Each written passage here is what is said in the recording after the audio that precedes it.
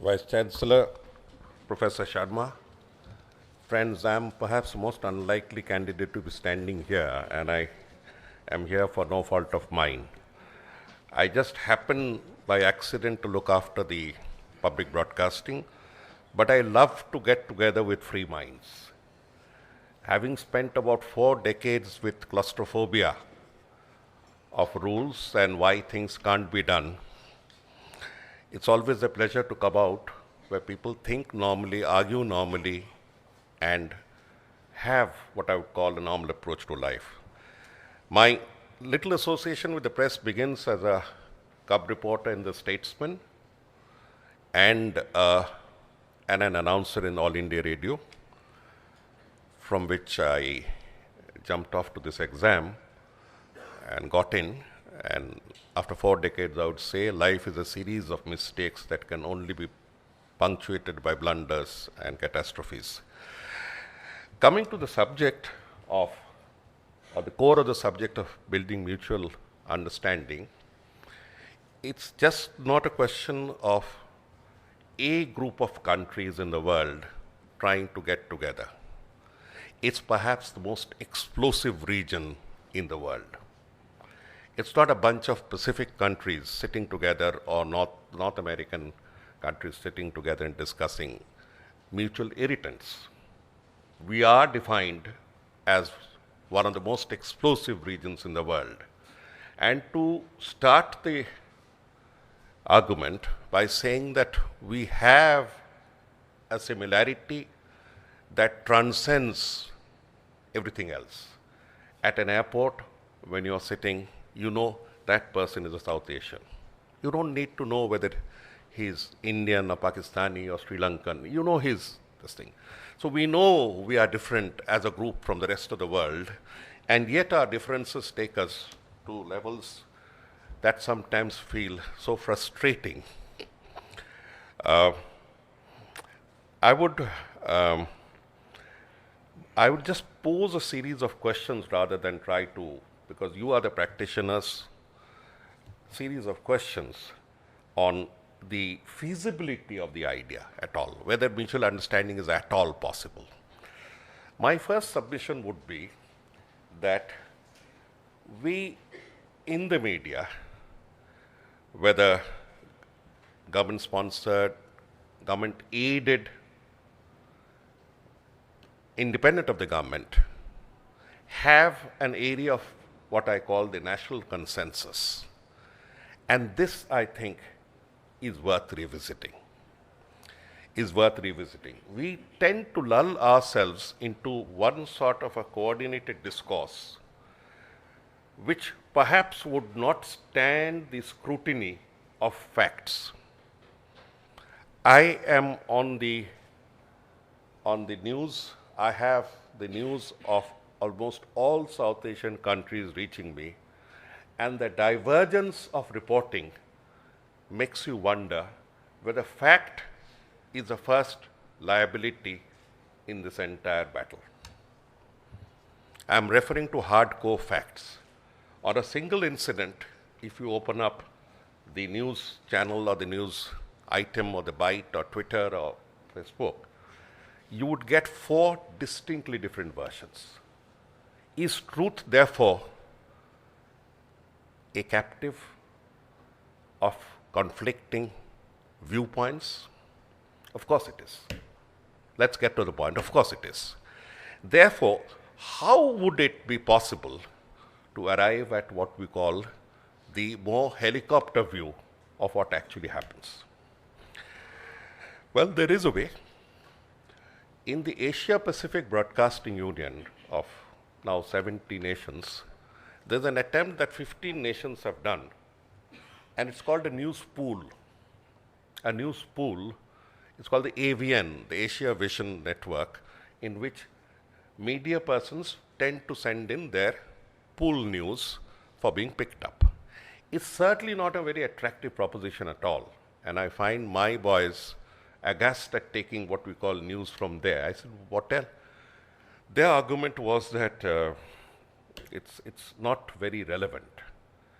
The question of relevance is built on the present the present obsession. Do we all need to fall into the present obsession just because it makes good news or it makes bad news or it makes news per se? These are questions that we need to ask. Hidden below this debate on the raging debate that's going on right now and has found cross-border statements coming out and the other one, of course, the Bihar elections. It would make us seem that these are the two issues that concern a subcontinent much more than the fact that it has the larger number of people below the poverty line, larger number of malnourished people, because malnourishment is not news per se unless it can be converted into a dramatic starvation death or suicide. The newsification, if I may use the term, of a fact. So the first submission that I would make is that let's start from where it is possible. Could we start by pooling? I mean, it's only a thought the news bodies would have to get together by pooling in news stories, and I would prefer to have the good stories. The good story chains that we have started introducing would show how a spunky girl under completely underprivileged circumstances in Sri Lanka, in India, in Pakistan, in Maldives is making it almost in the same manner. We bring this thing in a very imaginative way to what I would call the real issues. B, I would not even touch upon issues that concern our friends, like is there enough freedom, what happens in the case of suppression of freedom. These are issues on which we have had immense number of debates. But freedom per se would not only be in terms of the relative legislative structure and the capacity of the state to make it small or big, to enlarge the freedom or to contract the freedom. Freedom for us in the media would also mean a distancing from the universal or the global debate. The global debate, as every person worth his salt knows, is controlled by what we know as a Euro-American discourse. And how is it possible? Let me give you an example. I was going through some figures. The Indian media often praises itself for its size, for its depth, for its coverage, and for what you call its vibrancy. Of course, there is a lot of vibrancy here. But then, if you come down to brass tacks, the Indian media is now standing at about 1.3 lakh crores. In billions of dollars, it is $17 billion industry. $17 billion. Let us take a look at the American media. Right now, it is 350 billion. So do we get our figures correct? So whatever be the attempt of 17 billion, it cannot stand up to the might of 350 billion. Now let's add the economies, the press economy, the media economies of all our neighbors put together. We would not cross 25 billion. So if you put 25, 28 billion against 350 billion, you know where you're standing. So there is the big brother who determines whether the issues in Syria are moral or immoral. Whether the carpet bombing of Iraq, as they called it, where the weapons of mass destruction were supposed to be found in abundant quantities, are something. Whether the triggering off of a domino chain in the Middle East is a moral extension of any crusade. They decide. And within them, the sides are taken between the bad boys who come in from some other state and bomb. Now, these are issues out of which we need to find an escape. In other words, I would put it partly like a semi-politician, having worked with them for 40 years. One of the ways of cementing unity would be to find the other and get at him. So we have the other. The other is very visible in the sense of the Fox, CNN, and others. And we have an overbearing presence of the media, of what I call the Euro-American media, or more precisely the American media. It starts with an Australian migrating here and there. The Australian gentleman is very much present in India also. He's out-pocketing with deep pockets everyone else out of India. That's it, right. Now, having said that, has it ever been possible to get out of the discourse? Well, the best example that comes to my mind is Al Jazeera. Al Jazeera made the most sincere attempt to break free. And Al Jazeera had very deep pockets. Number one, which one among us has pockets enough to finance an Al Jazeera on our own? Number two, Al Jazeera copied the same, it was a clone of the media that it sought to contend against, and much of its manpower, much of its presentation was identical, a clone of the one that it sought to contend, and which explains the reasons for its success. That it did not variegate, it did not come on to something, let us say, Middle Eastern. It sought to take the discourse on the terms of the discourse. That's it. But the isolation of Al Jazeera and the travails it is going through, deep pockets or no pockets, with its correspondents getting jailed and others, would show what happens if you are not particularly liked. In the world of media, liking has not been the first and foremost quality for which people join the profession. In fact, distancing, a bit of controlled aggression would be a better tool of trade. Any case, so we move on this one. Then let us take the emerging scenario all over South Asia. Corporate control. Corporate control and what we call cross-media hegemony is appearing as a second ghost on the scene. We aren't observing it very carefully, but when you see the corporatization of media, one takes it in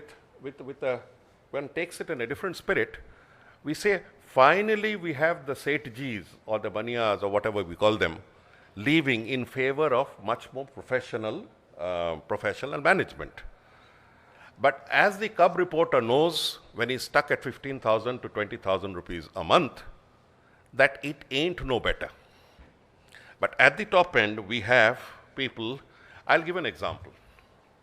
I can mention the group also. One particular group, our friends in the media, control TV broadcasting along with me. They have TV content distribution through cable. They control the Sky, Dish TV. They control print to a large extent. And they have all the verticals coming in there, and now they are on social media. They are being contended upon by the big brother of Indian industry that has just taken over CNN, IBN through a backdoor coup. And their fingers are everywhere. These emerging cross-media holdings, as I call them, are producing colossus. And these colossus are, if I may say, may prove to be more dangerous than the colossus of government. Because within the governmental colossus, or whatever you call it, remains the intrinsic blundering babu, who can still be made accountable. The fellow can still be made accountable, and he's not passionately hegemonistic, he's just being cussed by nature, that's all. So we have a system which is still challengeable and a favorite punching bag, versus a system where they play by their rules and take over at midnight. So these cross-media holdings have another issue that we need to keep in mind, because the best of intentions could lead us into situations where you have a mini Fox or a mini CNN or a CNN coming in the way. The reverse is also possible. In other words, these same mega groups taking over groups in other countries and forming conglomerates. I am not sure how happy that situation would be, but there is a possibility of that emerging. We come over the other issue of the internet. Respectable journalists are still aghast at what they would term as the irresponsibility of the blog and the net. And we are yet to come to terms with it. Whether it is a question of an alleged competition that gets away free of cost, or whether it is an unregulated sphere that tends to canker us. These are issues we can talk about. But the fact of the internet being there and will be there, the net version, is another reality we have to take account of. To me, the internet has appeared to be a major bonder as a thinking human, because every day I'm sending messages across to Pakistan, Bangladesh, and my friends there, and I keep getting responses from similar humans to situations on which we have complete amity. We don't need to get political. I'm not political. I don't even understand it in 40 years, but never mind. But I know when a bad thing is being done that one needs to call the shots, call it. Now we're coming to, let us say, when we talk about cross-media, when we talk about a supranational identity emerging, what are the priorities? Unfortunately for us, the discourse all over South Asia has been determined by a well-educated, English-educated elite that has declared left liberal to be synonymous with whatever is right. As a person who strongly believes in both left and liberal, I would still say that is not the end of the story. If that had been the end of the story, we would not get these discordant voices coming up. So in other words, there is a discourse beyond the urban elite, the elite professing its avowed liberal left dogma as the only acceptable one. In fact, I do suspect that whether it be in India or in Pakistan or in other countries or very much in Bangladesh, a language that I understand very well, the tensions are more between the fact of the English-speaking elite upholding a particular ideology as the only acceptable one versus a sense of deprivation of those who were not brought up in that language and do not share the same worldview. Tolerance need not be always enforced from them who are less fortunate. Tolerance also needs to be given by those who were more. In other words, bringing discordant voices within the system calls for more patience. I know my deep friends on the left liberal are not going to like it, but then I think it is an expression of the liberal thought to say, let the other guy have his voice. What's wrong? But voice up to what? Voice up to what John Stuart Mill had said. Liberty means I can extend my arm in any direction until it smacks the cheek of another. Stop short at the other's cheek. We have to make our ground rules. I would also be a little critical of our media in the way they viewed any code of discipline. The question of any code coming from anybody who has faintly any aroma or odor of state makes it completely an explosive subject. So here I would just touch upon one issue. We all lapped up the scandal of the red-haired lady in the tabloid with the Prime Minister in London. What followed out of the News of the World scandal was a Leveson report. And a Leveson report, like a true Lord Leveson's report, is a weighty document which I shall read after full retirement. It's a huge document. Its summary itself is worth going into, and its executive summary was presented all over India. Not a word was raised in the free press. Not a word about the code that needs to be followed to maintain the same freedom of the press was not even raised. Not a single newspaper in India mentioned Leveson in the report. Now, these are the limits to what I call the liberal discourse.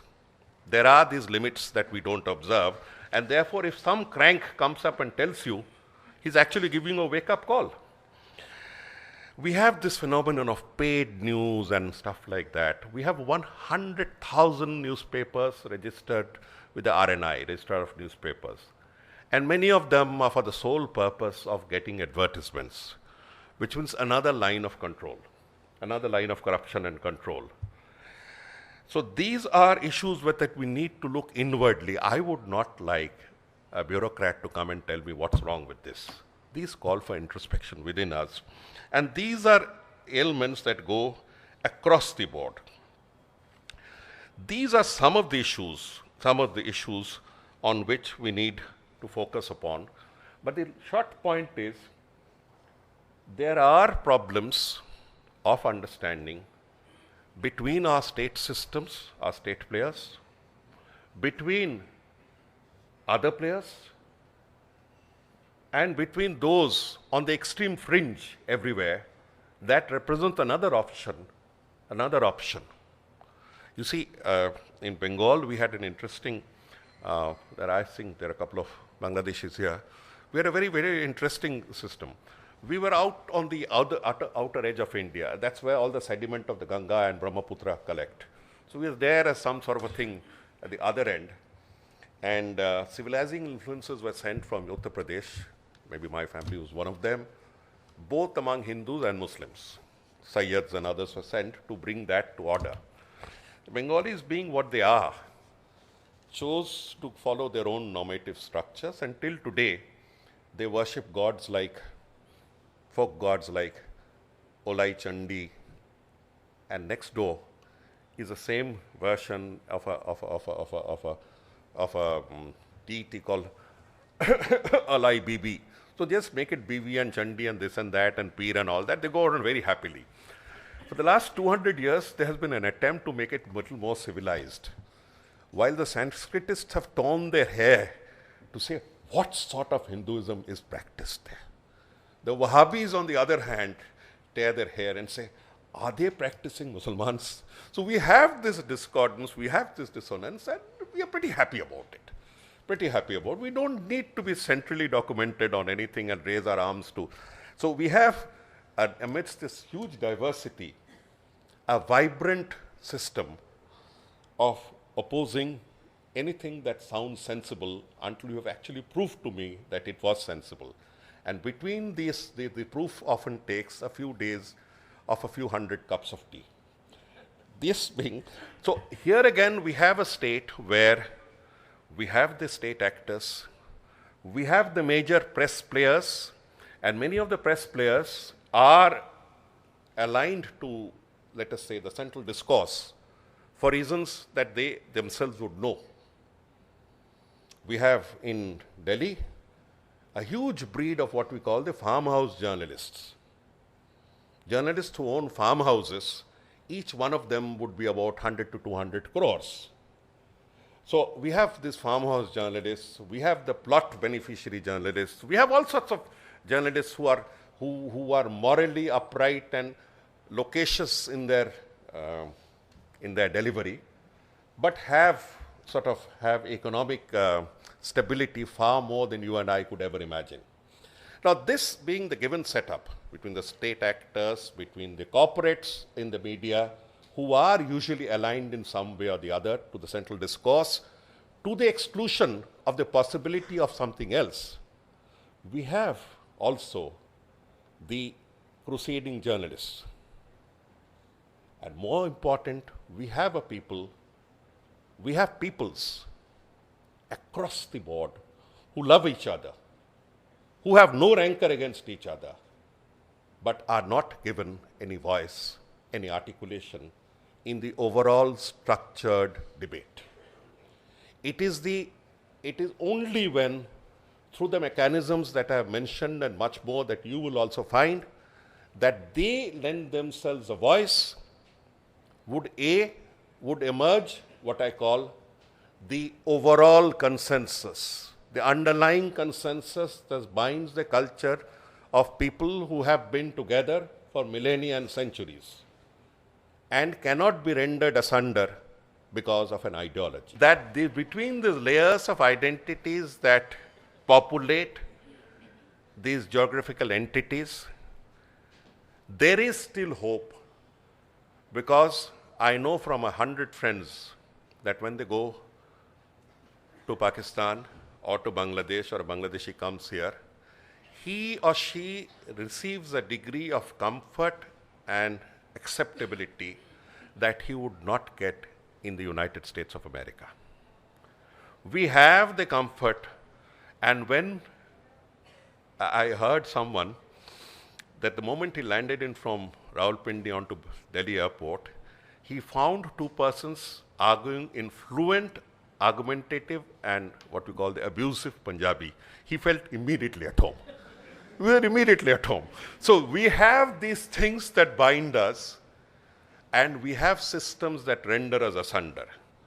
The contradiction has to be done by the heart articulating itself through the maze of existing economics, politics, and media structures.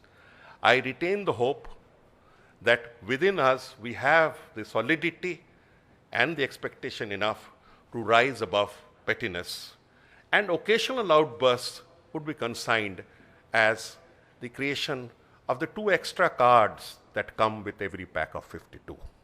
Thank you.